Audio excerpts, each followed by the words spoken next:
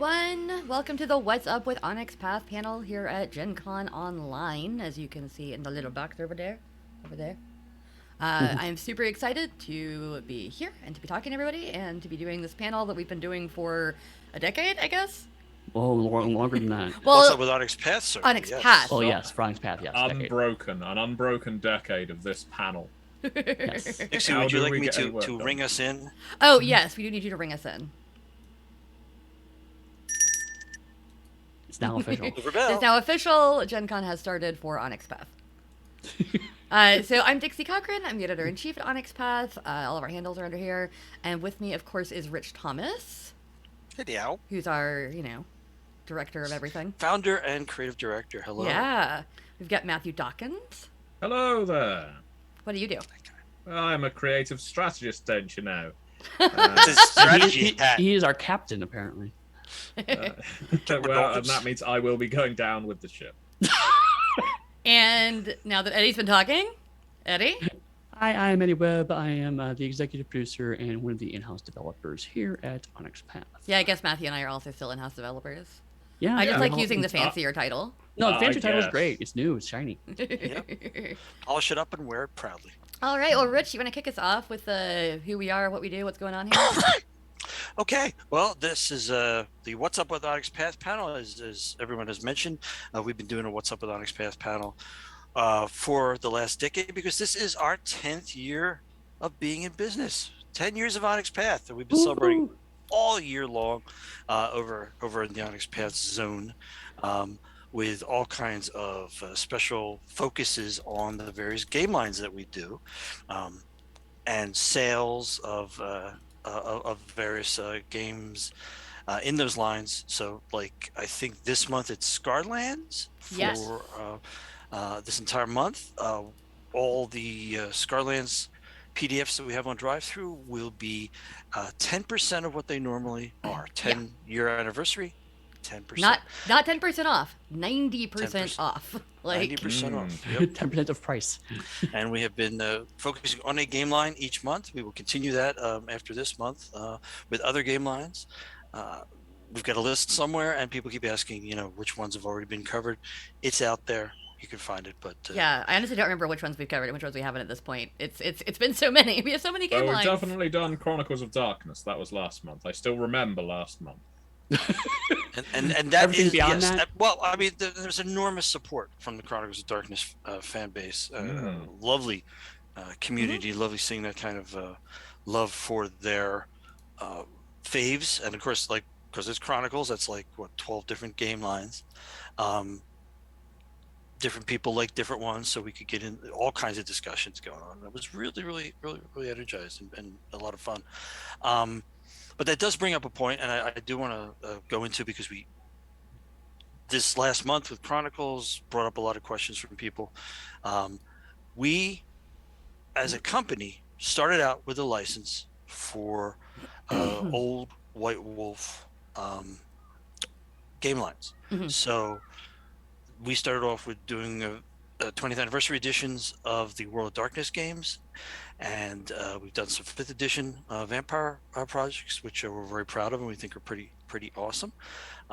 And we have the Chronicles of Darkness, which was New World of Darkness, if you remember back then. There's now Chronicles of Darkness, which is things like Vampire the Requiem, Mage the Awakening, those sorts of things, Promethean. Changeling the Lost. Changeling the Lost. Which is about to have a bunch of books come out, and I'm so excited. Yeah, and then we are still working on that license. Of course, Exalted, which we are also still working on and putting out projects for, and still having a great time with that. But the thing I want to stress is, because people ask about, well, what about a new this, or what about that? What about doing Demon 20th anniversary? We don't own these. This is a license. It's 10-year license, which is amazing, and thank you so much to both CCP and Paradox for allowing us to have fun in the worlds that you own. But Paradox does own these worlds now. They get to make the decisions and call the shots on how they want these worlds to show up. Yeah. So I appreciate the love and the fervor, but we can't make them make a decision, and we can't put out a project if they don't give the okay for it first. It's like if we did a pitch to Marvel and said we wanted to do a Spider-Man game, we can't then do a Spider-Man game until they say, yes, you can do a Spider-Man game. Uh-oh, the man named Webb just got a look in his eye. I know. I'm the man made for this job. Yes. That's not that we pitched Marvel for that. I'm using it as an example because everybody understands more because of all the stuff that they've gone through with the Marvel universe and building that out than really some of these other things where you're think, well, Rich, weren't you at White Wolf? Don't you, does Onyx Path get to do whatever they want with the old World of Darkness? We don't. It doesn't matter. The new owners are Paradox. They get to make their calls. They get to decide who's publishing what's being published, and what else is being licensed out there. So, that's not something we have any say or even any visibility on either. We can't take one of the World of Darkness or Chronicles of Darkness or even Exalted to a computer game company and say, make us a computer game. That's not ours. That is also why we don't have news on things like, Werewolf 5th or the Exalted TV show they announced, because that's not our domain. Right. Yep. I'm excited about them.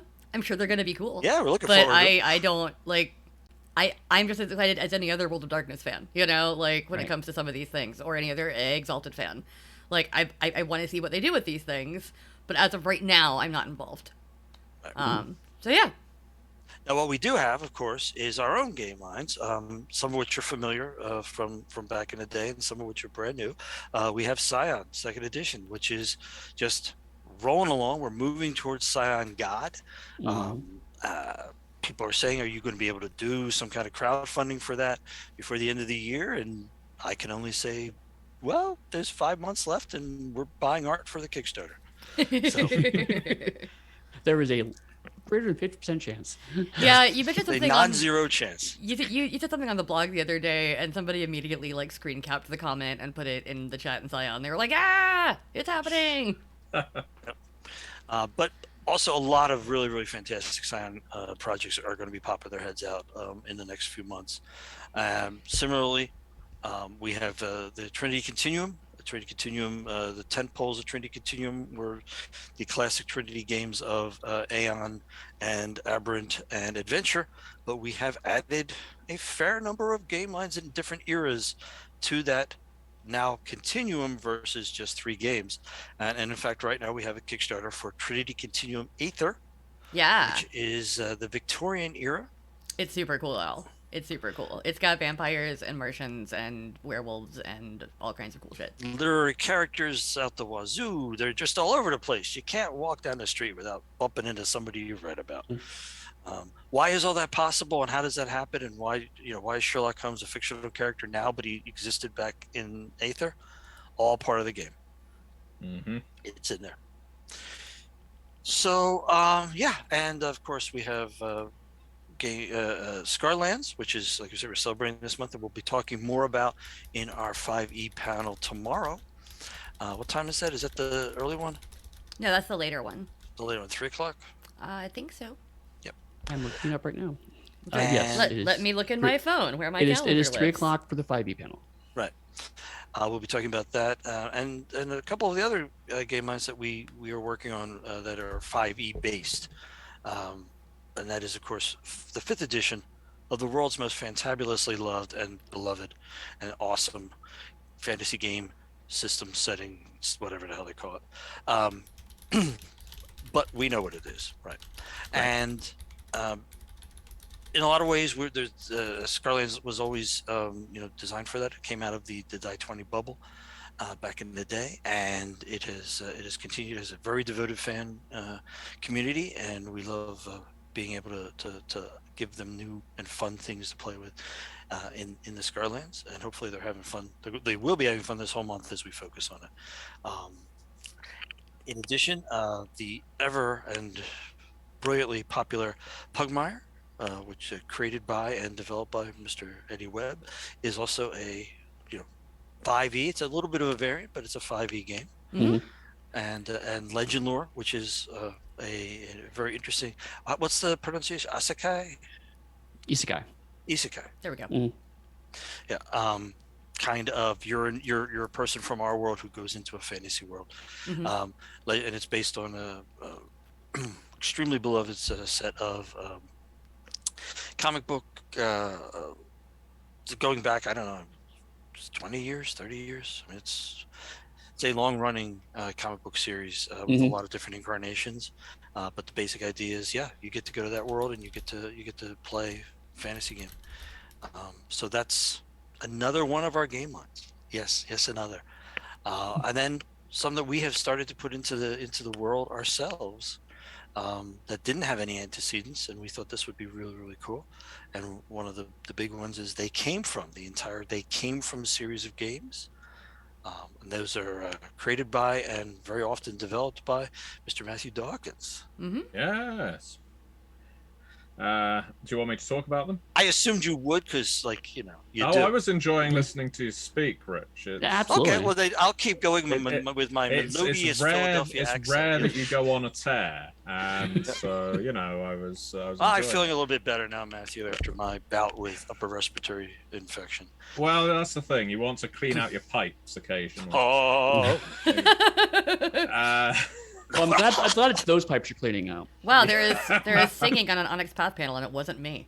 I know. I don't know. I'd call that singing. Well, bear in mind, you and I still want to do. They came from Broadway, so Yeah, well, they came from off Broadway. Off Broadway. So yes, they came from Line as our cinematic role-playing game series. That's what I've taken to calling it now. We've gone through various different genre explanations. That's a brilliant creative strategy. I quite like it. That's why I wear the hat. They came from beneath the sea for our 1950s sci-fi B-movies. We've got They Came from Beyond the Grave for Hammer Horror, Amicus, 1970s, 19th century as well, Gothic horror with Dayglow Blood. We have They Came from Camp Murder Lake for 1980s slasher movies, sexy, explosive, violent romps. We have They Came from Classified for espionage movies and TV shows all the way from 1960s through to the 1980s. Super spies. Yeah, They Came from the Cyclops' Cave for fantasy media, all the way from the 7 Voyages of Sinbad and the Odyssey up until Hercules and Xena, with sword and sorcery firmly in the middle with Conan and Krull and the like. And adjacent to all of them, we've also got They Came from the Danger Zone, which is our action movies game, which is coming out. Which I will quite happily discuss here. This will be the first time we've discussed it at length. But there will be 5 new archetypes you will have in this game in particular, and see if you can identify an Arnold Schwarzenegger role for each of them. We have the cyborg, we have the commando, we have the cop, we have the combat master, and we have another thing beginning with C that I won't name. I haven't seen most of That's those not movies, like a Scottish and word, I is it? still know what those all are. Yeah. The great thing is about Danger Zone, and obviously we've had a lot of fun making it. It's now gone off to Rich for approval, so he could turn around and say, no, all of this is wrong.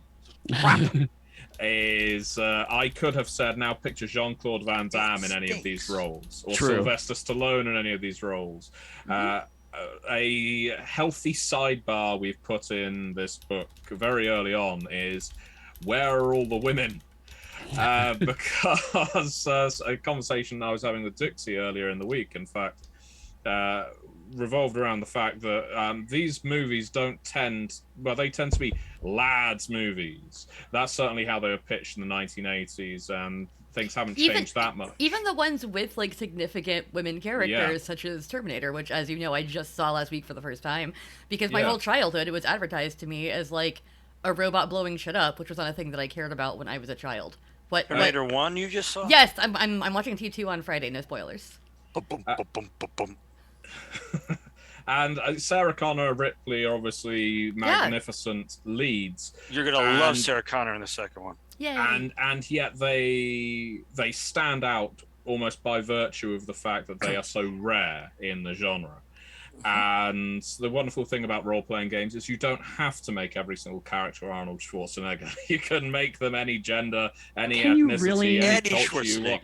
Well, all right, no. You've got to just play 5 clones. That's the 5th archetype, by the way. It's the clone.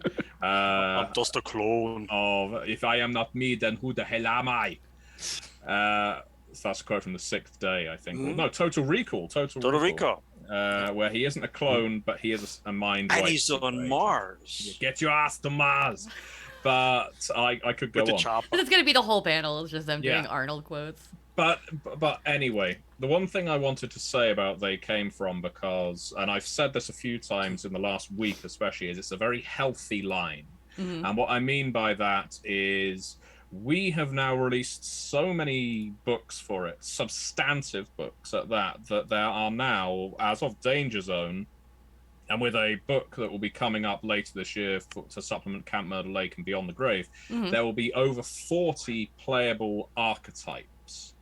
And what that basically means is, because all of the They Came Froms are crossover compatible, you can play an archetype from Beyond the Grave, you can use tropes from Classified, you can use cinematics from Cyclops' Cave, you can use quips from Danger Zone, and play that all in Beneath the Sea. You can use antagonists from one and put them in the other. These games are meant to be crossed over. So the more books we are releasing, the greater this game is becoming, the more utility you have. Yeah. We don't want these games to be siloed off to specific audiences. We want fans of cinema to pick up the games they like based on the movies they like and splice genres, splice actors, plots, monsters, whatever they see fit. And we're doing it, in my view, very, very well. It's a great joy to develop these books whenever I get a chance. I'm a big fan of a lot of horror action movies, so I'm looking forward to blending those two. Toxic Avenger does get a call out in Danger Zone as a horror sci-fi action movie. So... Yeah. Well, also we're about to get that Day Shift movie and also Blade. So I'm just sitting here like, I want these. Like, I want to play this. It sounds like a lot of fun. Because I'm a fan of those kinds of movies, and it's really easy to take the archetypes from Danger Zone and just like moosh them into Beyond the Grave, and maybe throw out the 19th century stuff a little bit, and like, ta-da, you're a vampire hunter. And you can, Absolutely. or you can just play Danger Zone and use the antagonists from Grave, right? Like, there's so many things you can do.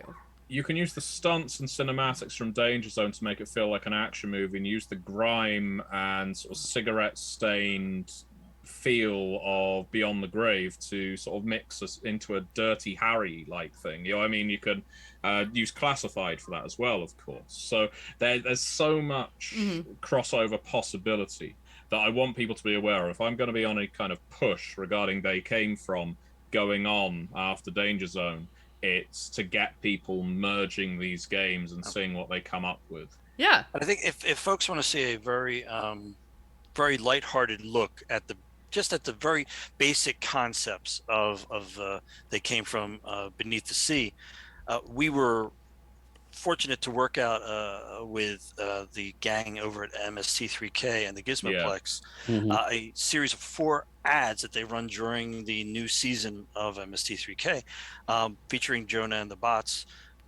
starting to play, or at least getting close to starting to play. So they came from Beneath the Sea, and some of the off the wall ideas and directions and bits costumes that they're throwing out there, including a costume, because I love that costume. I love that costume. The Especially octopus since with it razor existed blades. in a previous MST3K episode, or something from the warehouse. Nice. That tied into our game, which is hilarious. That's So amazing. that's up on our YouTube channel. The 4 of them, they're pretty fast and they're very funny. Yeah, I think they reference a 60-foot aquatic dolomite attacking the city or something with gills. Like that. And you can make him, because we have the Uranium Man in Beneath the Sea, one of the very first villains, who is a 60-foot creature from the sea. Just make him dolomite. Yeah. And all of a sudden you've got a 1950s blaxploitation sci-fi aquatic terror movie. A well-known genre. Our friend B. Dave could have handled that one extremely well, all by himself when he did the. It came from. Beyond the Grave. Beyond the Grave. That was one of those. That was one of years those ago. Games that super illustrated to me the difference between people who are like improv actors and people who are regular role players. Because all the rest of us were like, we can't keep up with this. We're just gonna watch B. Dave happen. And we'll just be supporting characters because he's so good. And I have acting background, but I've never been a great improver.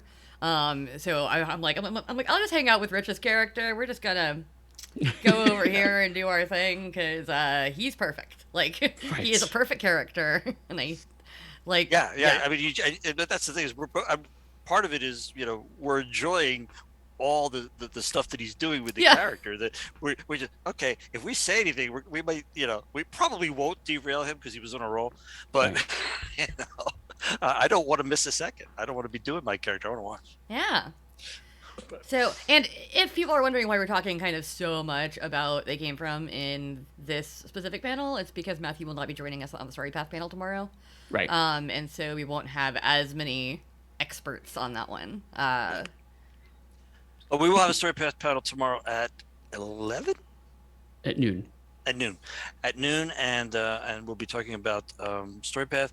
One of the things that we're doing, what's up with Onyx Path, is that we are taking our house system, the Story Path system, dice pool system, and we're doing an evolution of that. Excuse me.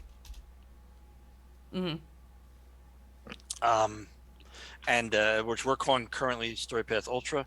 It is not a new edition of that so much as it is another polished up version of it based on 5 years of our Story Path system being out and about and being it's played. a refinement. Yeah So good question, good panel for questions would be tomorrow at noon. Yeah, for Story Path stuff specifically. As far as exalted questions right now that I'm getting in the chat, I'm not going to answer anything about sidereals right now. You're going to have to wait till we do some previews, or until we start a Kickstarter at some point maybe, or some sort of crowdfunding. So yeah. Yes. Right. Basically, Kickstarter right now is Xerox. I'm gonna go Xerox that thing. I'm gonna go Kickstart something. It's crowdfunding. It could be with any venue. It's a Band-Aid. It's a Kleenex. It's yeah. So also, I just don't want to answer anything because the devs are hard at work on that one, and I haven't actually read most of it yet. So it is in approvals. I'm excited about it. I'm sure it's going to go really well. I'm still very happy with Exigence. We're implementing the backer feedback right now from that, just to give a little short Exalted update in this one. Working on stretch goals for Essence still, wrapping up Essence so we can get it moving into layout very soon. I'm very happy with the state of Exalted right now. We've brought on a couple of new developers recently who are doing fantastic work. Shout out to Elliot and Chaz. They are both doing just absolutely amazing work, especially because both of them have some experience project managing, which is a really helpful tool to have in a developer. Yeah, it really is. And not necessarily on the list of things that most developers have. Right. Yeah. Exactly. Right. So yeah, no, it's a blast right now over an Exalted world. I feel like the logjam has eased, and stuff is happening, and we're finishing up Adversaries of the Righteous right now, getting that all compiled and done. So yeah, there's a lot of cool stuff happening, and I am very, very, very happy. So yeah, that's the state of Exalted for this update, since folks were asking about it. But as Rich said earlier, we don't own the game, so I can't announce things that are upcoming until everything's approved by Paradox. So yeah. And also, as a lot of people have been asking questions in the chat about, hey, what's the status of this book? What's the status of that book? And I would just kind of remind you that every week, Rich puts out his Monday meeting blog where he lists what projects have changed in status that we can talk about. And then at the end of the month, Ian posts a status roundup, which shows the state of every project and where it's at. And considering that would have been only about 4 or 5 days ago, so that's probably the best snapshot of where everything's at. So if you're wondering, hey, where's this book at? Go back to that last one. I'm sure Ian end of July. End of July, and I'll tell you where it's at. And that list of Ian's is linked every single week with the Monday meeting notes and the progress that we talk about, things that have moved that week. And it's in the chat now. We also have a link to that. Right. Thanks, Ian. July's release roundups, that will tell you where specific projects are at. Yeah. It was way easier than when we were doing it every single week on the blog. I love this new thing of only mentioning the stuff that changed and then giving a little commentary on it, because it's not like, oh my god, we have 800 projects listed on every single blog. It's like, we have 7. We have a lot of game lines and a lot of projects in those game lines, and some people are in a overwhelming wealth situation of just like Matthew was talking about they came from line where a lot of things came out very, very quickly. Just a lot of stuff happened very nicely. Matthew was riding herd on a lot of projects and making them happen, so that's always helpful. And the the fact that we don't, it's one of ours. So Yeah. when we talk about having some difficulties or things take a long time or things like that, some of that is just the entire process of working with other companies when we do a license, and them going through their time period and their needs. During the time where we were all really getting hammered, with COVID, we'd be hiding out in our houses and everything like that. If you remember back in the dim past of 4,700 years ago or 2 years ago, I don't even remember. The hardest thing was when we would get someone who was over it or okay to work on their part, and then we'd have to go to a different company to show them that, and they'd be shut down with COVID. Right. And it was just a lot of off the rail stuff going on that entire time period. It was very unfortunate for the Exalted crowd because our guys, the whole team had just built up a big head of steam, and then had to sort of pull back and regroup, and some people couldn't work, some people, for various reasons, family members getting COVID, them getting COVID, whatever. There's a lot of stuff going on, and we don't talk a lot about that because it's their private business. Yeah. But it affects why things don't show up when they do. The other hard part about it, that of course that Dixie was instrumental in working on with the Exalted crowd, was getting people up to speed with understanding third edition and all the intricate pieces of that, so that they could make intelligent developmental decisions and writing decisions. And we have now enough people that things are really rolling ahead, and various people who were full-time developing in their spare time because our developers and writers generally all have other jobs. They now don't have to carry that entire load, and can say, okay, I'll look at, like Vance obviously loves doing the charms and loves looking at charms. Yeah, if people ever want to mastered know how our charms get written so quickly when we do a new book, it's because Vance has probably written them already. Because they love He goes out writing to charms. breakfast, he writes a charm on a napkin. But yes. They, yeah. But yeah, no, Napkins. they Boom, boom, boom. they literally, I was at a vacation with them last fall, and they had a beer, and I looked over their shoulder at their laptop, and they were writing charms, and I was like, Vance, is that what you want to be doing right now? And they're like, please, I'm in my sweet spot, I want to roll. And I was like, okay, if you want to work at vacation. Well, that's what works. But they truly enjoy it as a hobby. And so every time that we get a new Fat Splat book, they roll up and they're like, okay, so I've got 93K of the Charms chapter written. And I'm like, We only need. I need. 60. Oh no, we need 100. Okay. But also, I guess I'll pay you for that now, even though you weren't asked to do the work before. Okay, whatever. But Vance is wonderful, and Elliot's wonderful, and also we've moved a little bit on Exalted to not having just two co-developers. Instead, we have a setting developer and a mechanics developer, and they kind of work in buckets and then cross over when they need to ask questions of each other. And that actually really works for Exalted. It wouldn't work for all of our games, but it truly, truly, really works for Exalted because the mechanics chapter is half the book in every single Fat Splat.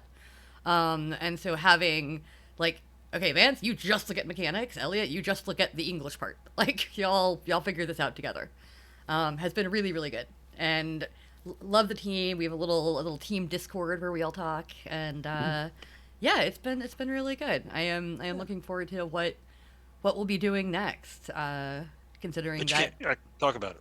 Well, I mean, we did announce recently that something was approved. Yeah. Which was Abyssals. But that's all that we can announce. Abyssals.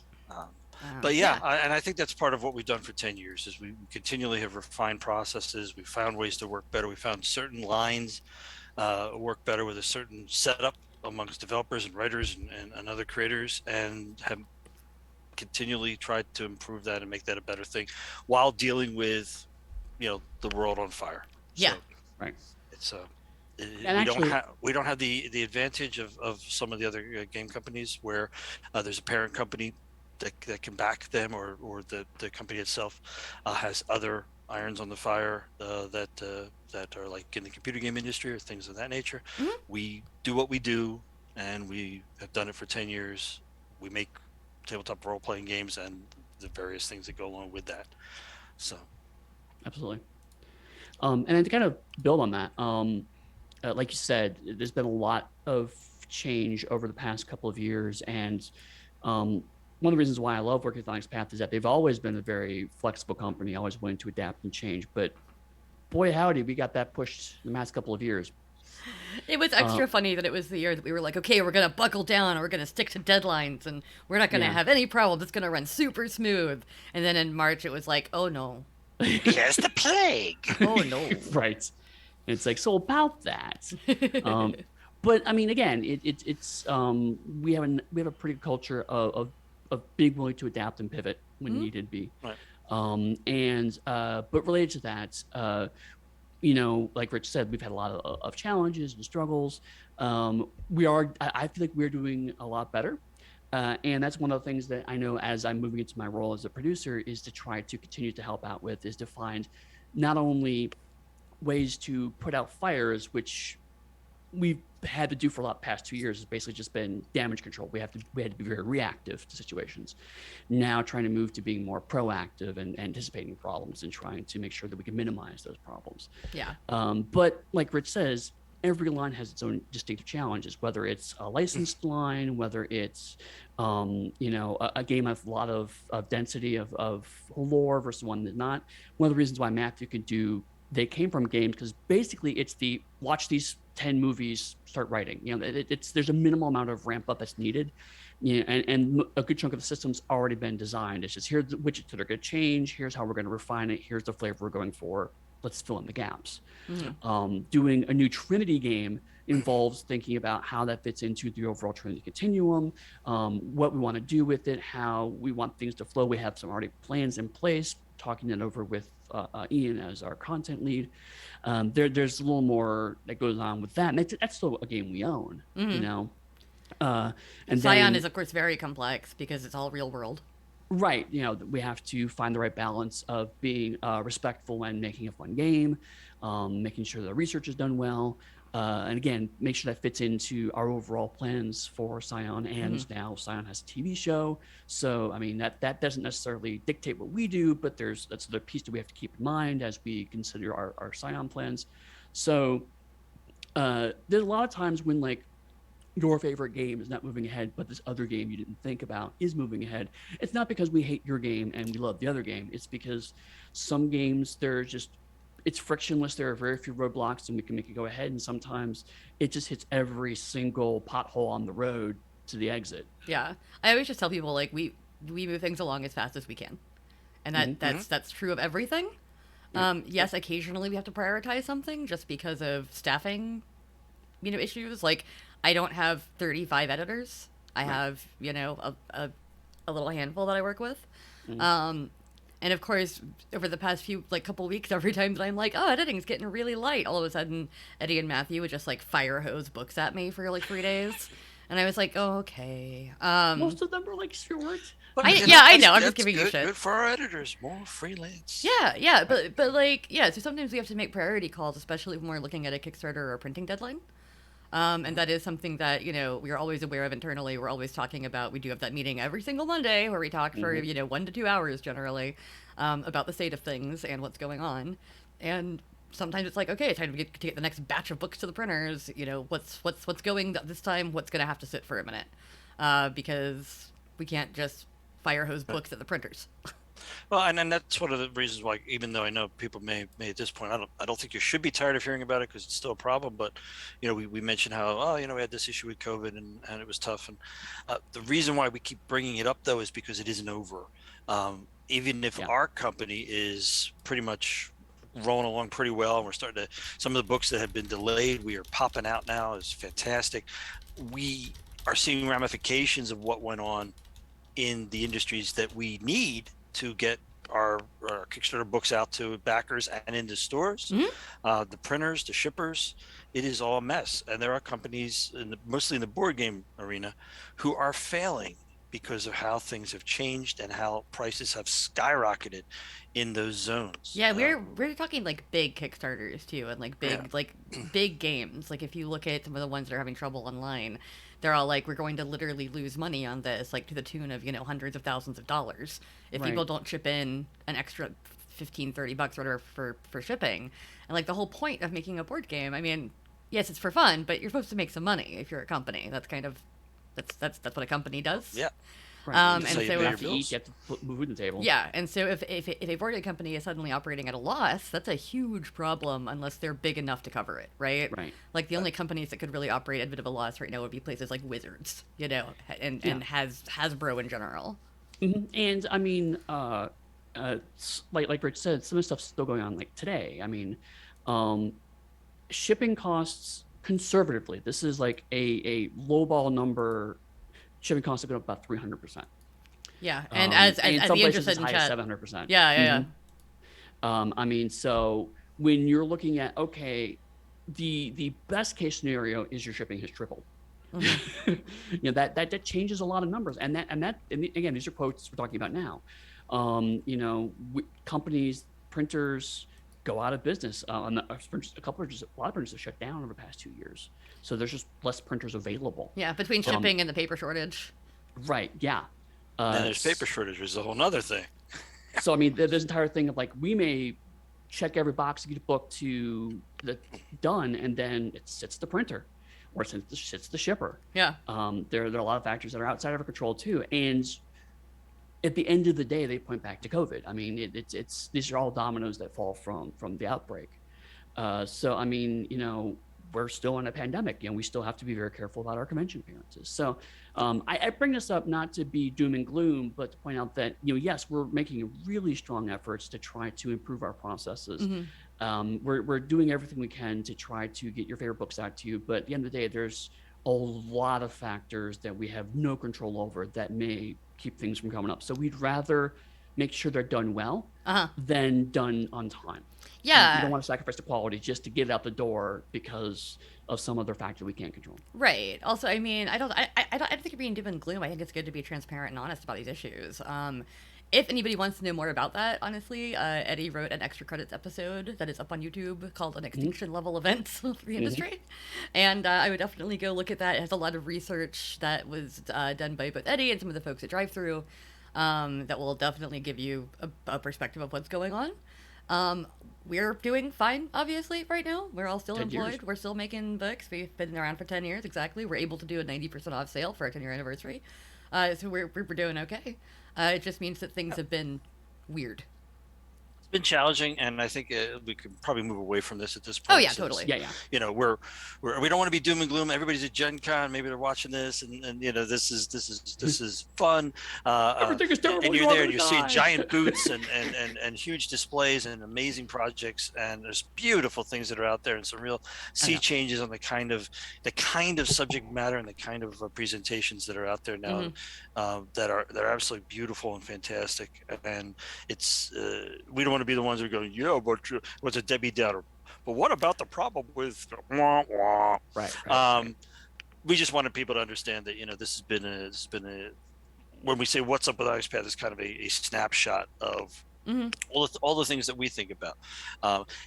While all that's happening, we're also developing a lot of new games and a lot of whether that's for ongoing game lines or new game lines. And we announced at our own online convention just a few months ago because we like doing the online conventions. It's a very simple thing for us to arrange, and every single person in this particular one seems to be pretty comfortable just talking into the camera. So and if you've gone to any of the previous What's Up when we were live at like Gen Con or at a different convention, and Eddy and I would sit up there and pretty much had not much to say, but we said a whole lot anyway. I have no new information, but boy howdy, I'll fill an hour. I mean, we've been doing the podcast for 4 years now. That's exactly what we do. Like, we have no information. We're just going to talk. We know how to do that. How we talk. How many hours of content?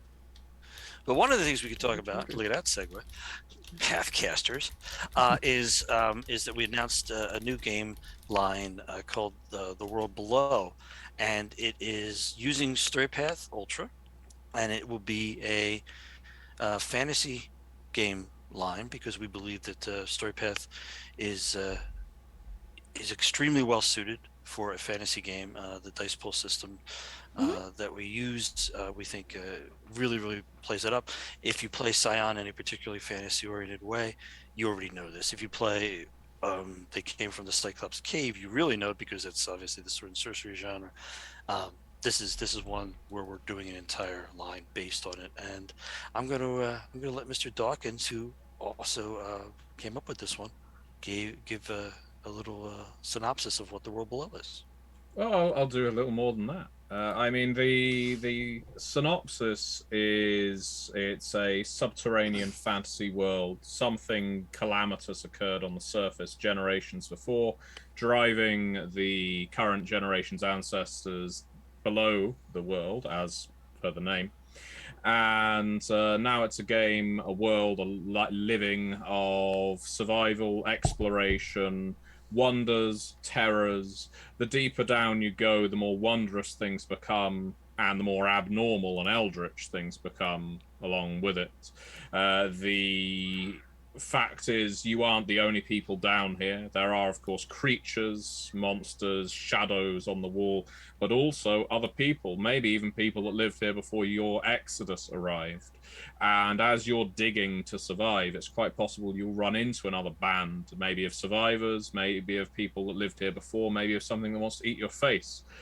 Or maybe you'll discover the ruins of an ancient civilization that has no right being 100 meters below the surface of the earth. There's lots of things going on in this game, and the aesthetic we've got in mind, the objectives we have planned, they're all grandiose, but I'm very confident we can hit them. Because the team that's working on this game, I can't announce yet. It's a rule of mine. I don't like to announce the team until we're farther along in development, because you never know who might have to drop off. Is such a well-functioning, encouraging team. They're constantly sharing ideas back and forth, and that's always a wonderful treat as a developer when you've got a really collaborative team. But one thing I wanted to talk about that we haven't spoken about yet, because each time we speak about the world below, I want to talk about a little bit more, is that just a little, is that fantasy element. Rich says that we're confident StoryPath, and specifically StoryPath Ultra, our sort of streamlined version of the StoryPath system that we're thinking of, is a good fit for fantasy. And it was when I was initially coming to the world below, and our idea of what would StoryPath fantasy look like. It's, well, one of the staples of the world's most popular fantasy game, and fantasy games in general, is class or profession, calling, or something of that ilk. And we have paths in StoryPath. And so I thought, well, how does class transfer into path? And how can we set up so that each path is meaningful in a fantasy prism, if you like? Does it basically mean everyone starts off multi-classed, effectively, because everyone starts off with 3 paths? Does it mean that in very old sort of D&D fashion, you'd have a race, a deity, and a class? That isn't how it works. But these were the kinds of things I was wrapping my head around.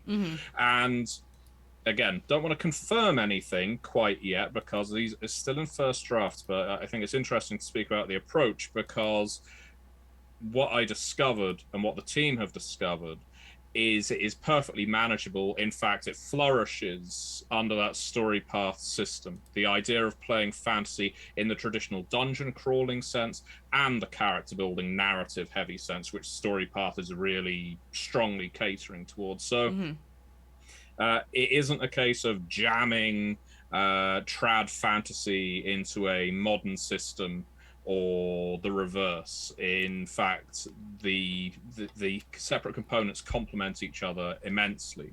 So I'm very interested to see what people think about it. We intend to do the world below through open development, at least some of it, when we reach a certain point in development. Get some input from the fans, some community content building. We want your ideas. We want this to feel like a world that everyone has a bit of a say in. Can't guarantee that if you say you want something completely outlandish, it will be incorporated, but I want to listen to people's thoughts. There's actually a lot of range there, even though it's, you're underground and you're stuck in an area, and it just we can push the claustrophobic. Sorry, I'm getting very clipped thinking about it. It's all right. It's all right. It makes me emotional. But the addition of magic, the addition of how magic works, and what could be down there, could be things that are buried, as you mentioned, previous civilizations. That it could also be rifts and portals to entirely other places that, another world that has a sky, and there you are. There's a lot of potential there. Yeah, we explore things like classism. We explore things like, and not in a dry way. We explore how terrifying uncontrolled magic can be, and of course how it would be to survive in a subterranean world where you are very much the outsiders on the back foot. And it's not meant to be dire and miserable by any means. There is definitely wonder that exists, but there is also permanent threat. You are still outsiders in this world, but you can't return to your own. So you've more or less darkness of the underground. There is only no end. Sounds familiar. Unless anyone feels I should say more, I will probably keep things shut on the world below. I was actually going to say that since it's 15 minutes to the end, it might be time to start seeing if people have questions. I was going to say, technically, I scheduled it for an hour and a half in case we had a lot of questions, but we can always end early. Oh, wow. Okay. No, I mean, if you look at the event on Gen Con Online, it's an hour and a half, which was really just because I was like, if people ask a shit ton of questions, we'll stay. But if not, we can just drift away into the ether. Well, speaking of Aether, can I mention something? Because we mentioned the fact that the Kickstarter is running right now for Aether, either, and Trinity either. Yes, and that campaign is doing so well. Thank you so much to everyone who's watching who has already backed it. We really appreciate the support. It's always a gamble when we produce a new world within an existing setting, if that makes sense, or vice versa. Right. And Aether, set in 1895, arguably the height of empire, along with all the lows that go with it. And being able to incorporate all of these characters from classic literature, the idea of Martian invasion, the steampunk invention, the experimental science, everything that is not only thrown into this game but also works and complements it so well. We're not making any secret of the fact that we draw influence from sources like the League of Extraordinary Gentlemen, just as much as we draw influence from the classic literature of the time. And the one consistent piece of feedback that I'm getting from people who have backed, who are playing around with it, who are really looking forward to the release of tomorrow's page of the manuscript, or chapter of the manuscript, which is the gifts, the powers you get to play with, is...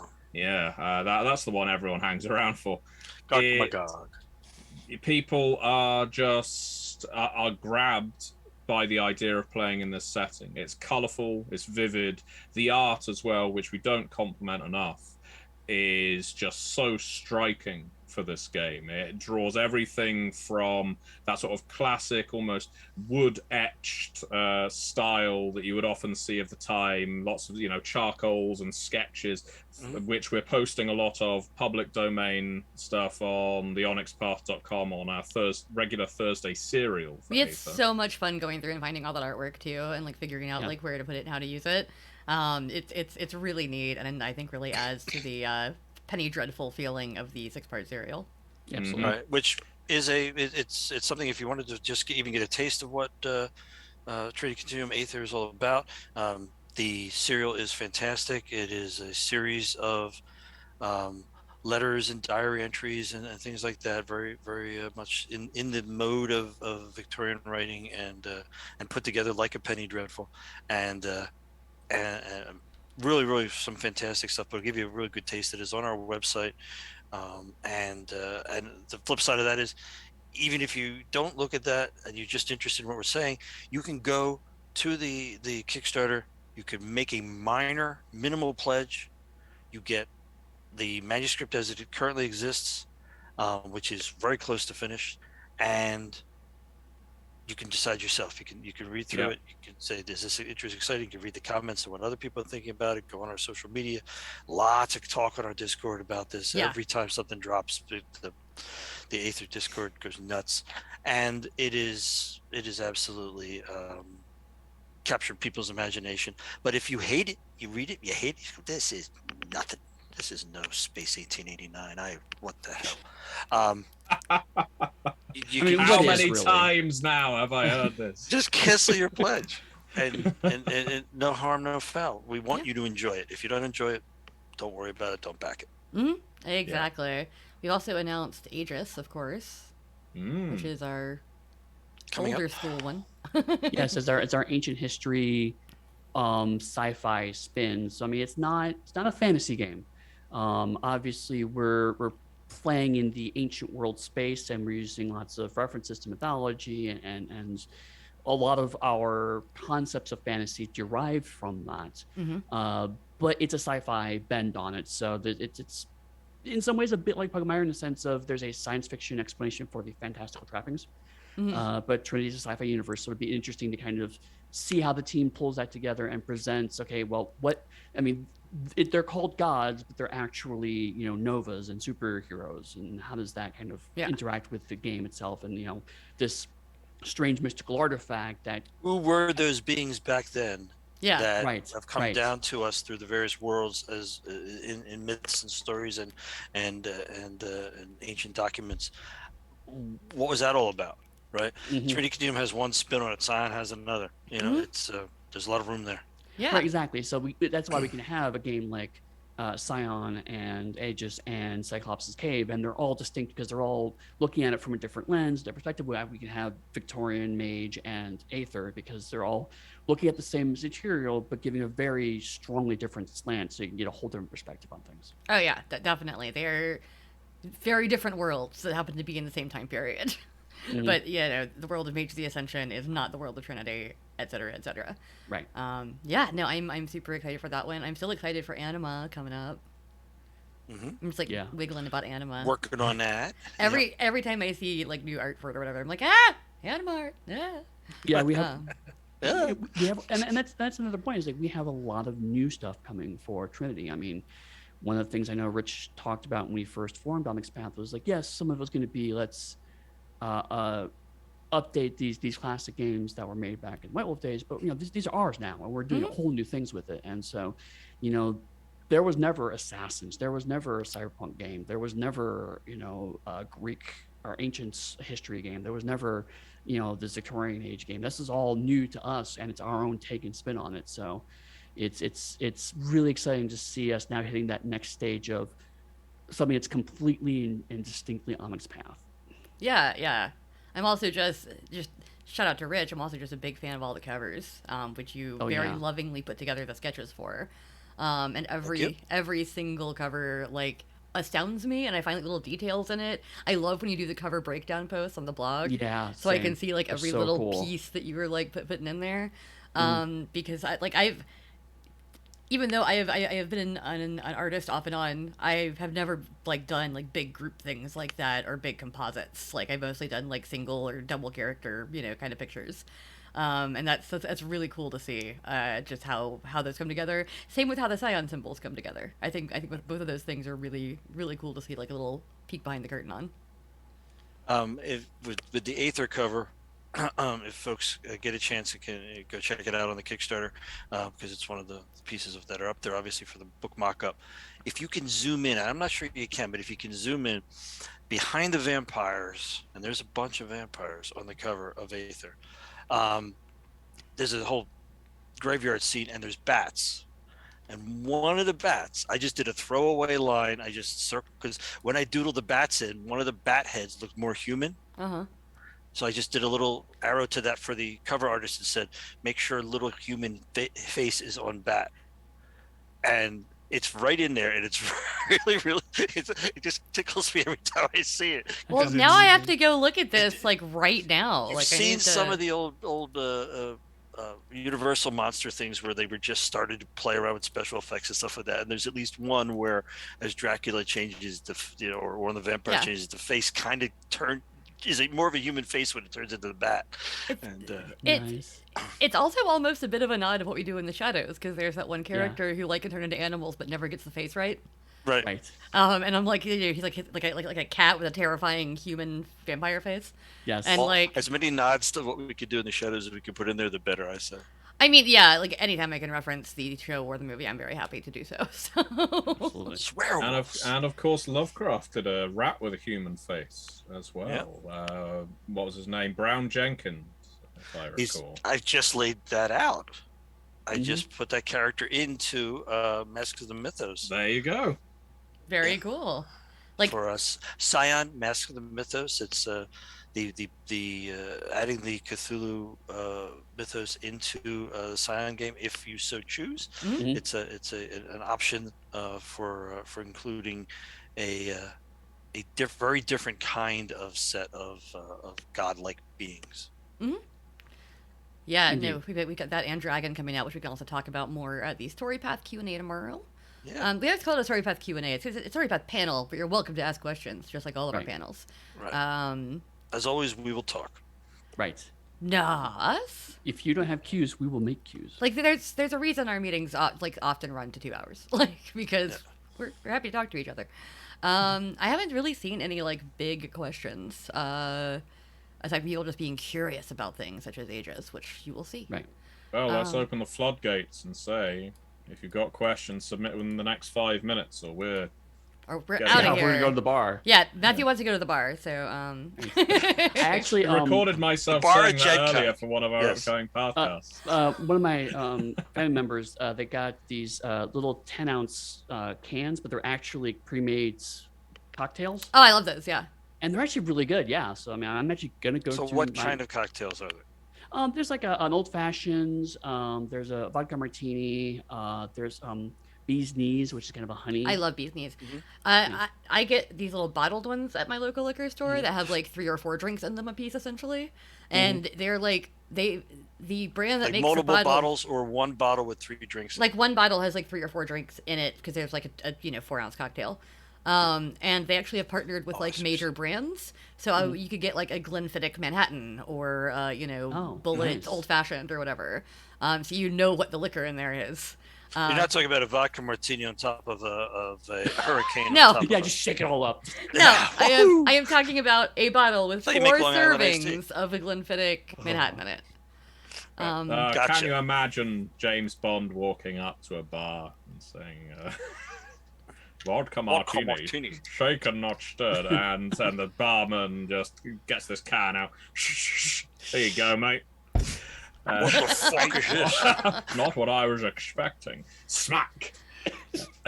I also like those little canned cocktails if you want to go drink a cocktail poolside, because we have a pool at my apartment, and of course there's no glass allowed, so I can't bring a drink or whatever, but I can bring a little can if I want to and just sip on it, little margarita. You kids doing your innovation, even on drinking. Matthew, somebody wants to know if you can say a little bit more about the hollow ones. Can I say they anything are hollow. Well, they tend to be hollow liked, don't they? The hollow ones in Mage the Ascension.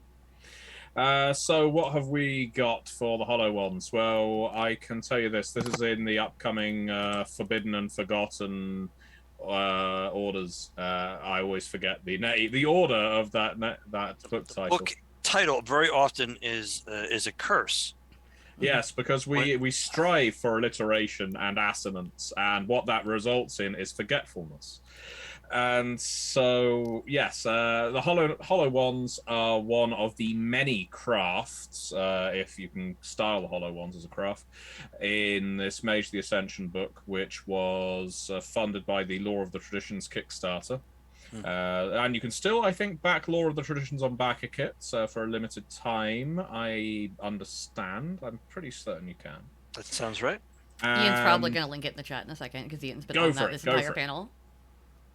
What we've done with the various crafts is present them in a way similar to the bloodlines in Law of the Bloodlines. There's far too many to give the full-blown Law of the Clans, Law of the Traditions treatment. So rather they get condensed views that provide you with various options for how to play them, various suggestions for how to incorporate them into your chronicles. They also get merits that are specific to them. As an example, let's think. Here we go. Here's a merit for the hollow ones. Divergent Protocols is a 2-point supernatural merit. For a hollow one that was brought over from the technocracy or did undercover work and picked up some techniques, you've got a talent for protocol style magic. have no difficulty accessing those abilities. You basically have access to technocracy gear. So again, another way of finding another way of making your Hollow One despised by the rest of the mages in your group. That's what we like with Hollow Ones and Orphans. Ways to distance them even more from the mainstream of mages. And that's what you could do with a 2-point merit. You have to pay to be despised when you're a Hollow One. How about that? Mm-hmm. So there you go. I've given you a merit. You can have it for free, Nicholas, if you ever play Mage the Ascension. We'll despise you for You're free. just giving away a free merit. Yeah, you all get merits. Merits for everyone. All right. Well, it seems like we pretty much hit our hour and not have a lot of questions rolling in. A lot of folks are saying they're saving things for the story path Q&A tomorrow. And of course, if you have any questions about things like Bookmire or Crossroads Content or Scarredlands, they'll be in our 5e panel, which I'm very excited about. Especially because I've been playing some Scarredlands recently for some Pathcasts that are upcoming. So yeah, definitely check that out. Let's go around and, say the things that we usually say at the end of these things. Eddie? The things I say that you can find me on Twitter at Pugsteady, which is PUGSTEADY. You can find my website at pugsteady.com. You can find me in the Onyx Path Discord, posting Transformers memes, and otherwise around at theonyxpath.com. Matthew? I don't post memes. I work too hard for that kind of thing. You're meaningless. Yeah, unless it's Sopranos related. I was gonna say, you were posting a shit ton of memes yesterday. Like, literally yesterday, the Onyx Path Discord. It's a stereotype and I'm offended. The stereotype and it's offensive. Gabagool over here. Yeah, I got you, Gabagool, right here. I'm gonna leave. Goodbye. You get this at home.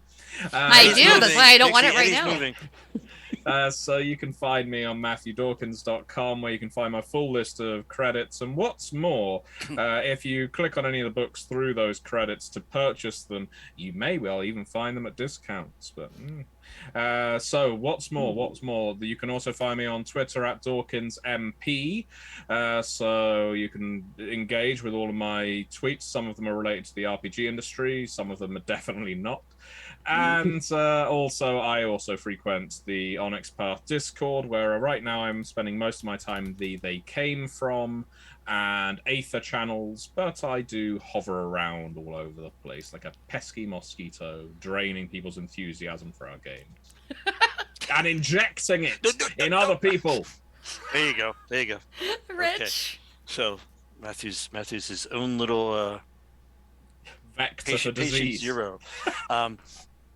You can email me at richt@theonyxpath.com as always, and best place if you just want to have a conversation is the comment section for the weekly Monday meeting notes blog. It will not be this week, however, because a bunch of us have been kicked off, and Dixie and Matthew, I think, are going to be the only survivors, and they may write a blog or they may just play Super Mario Kart. I don't know what the heck's going on. But I like these at Super Mario Kart because that means that we have to break out an SNES somehow and make it work across the ocean. Yeah, but I do have 8 new tracks for Mario Kart on the Switch. Yeah. There you go. And we can play Super Mario Kart on the virtual Super Nintendo. So we're sorted, Dixie. But sorry, carry on. Carry on. Okay. Pull up my various things, the Secret of Mana, a clue book that I just found as we were packing here. Nice. Things like that. Very cool. Fun. I'll buy that off of you for $1.